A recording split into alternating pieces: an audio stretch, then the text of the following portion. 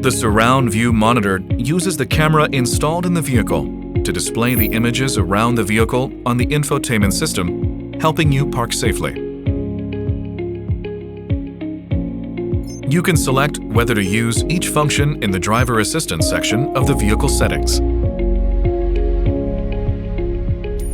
Rear cross-traffic collision avoidance assist recognizes vehicles approaching from the rear while reversing. If it detects a collision risk, it notifies the driver with warning signs and beeps, helping the driver brake and avoid a collision.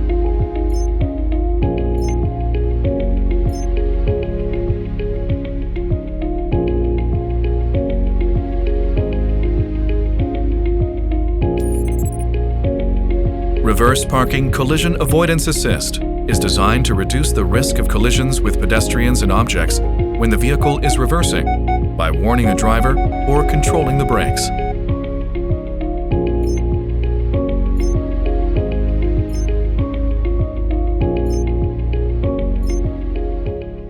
Kia, movement that inspires.